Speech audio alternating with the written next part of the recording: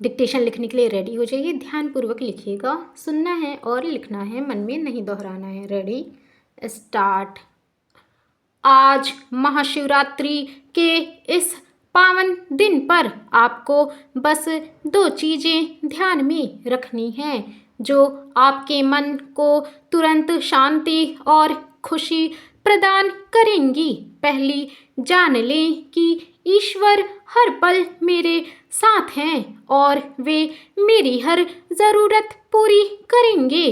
दूसरी, इस गहरी आस्था के साथ बाहरी विकर्षणों और चिंताओं से मुक्त हो जाएं, आराम करें और आत्मविश्वास में डूब जाएं। महाशिवरात्रि का मतलब है गहन विश्राम की स्थिति में आना। महाशिवरात्रि मन और आत्मा को गहन विश्राम प्रदान करती है।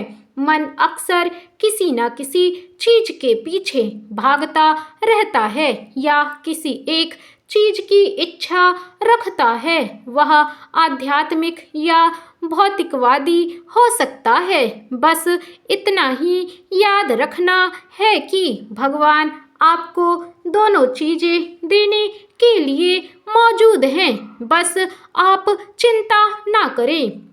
आपको भगवान के साथ गहरा संबंध स्थापित करना चाहिए और याद रखना चाहिए कि ईश्वर मेरे हैं। इस अटूट विश्वास पर भरोसा कीजिए। आपको जो भी चाहिए वह अवश्य मिलेगा। जिस क्षण भी यह विश्वास आपके भीतर से जगता है, मन शांत हो जाता है और विश्राम की स्थिति में आ जाता है। इस प्रकार की शांति जब हम कीर्तन करते हैं तब हमें प्राप्त होती है। बगैर मन से भजन गाना अच्छा नहीं होता। जब आप गीत सुनते हैं और साथ में गाते हैं तो ईश्वर के प्रति गहरी भक्ति और प्रेम की भावना के साथ उसे गाना चाहिए। जब हम पूरे दिल से गाते हैं और गीत के साथ एक हो जाते हैं तो कुछ ही समय में हम ईश्वर के साथ एक हो जाते हैं। भगवान शिव कहीं बाहर नहीं हैं। वे किसी मंदिर में या हिमालय में कहीं दूर नहीं बैठे हैं और वे मानसरोवर झील या कैलाश पर्वत पर भी नहीं हैं। भगवान शिव तो आपके भीतर ही मौजूद हैं। वे हर जगह मौजूद हैं। बस इस बात को जानना होगा, शिव सर्वव्यापी हैं। वे वही हैं जिन्हें आप हर जगह देखते हैं, चाहे वह पहाड़ों में, पौधों में, पेड़ों आदि में। वह दृश्य और दृष्टा हैं।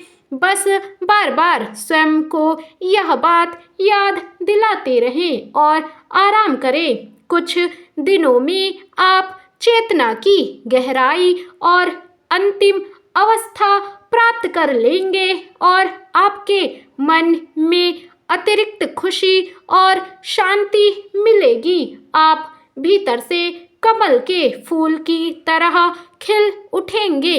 महाशिवरात्रि पर बस आपको इतना ही करने की जरूरत है।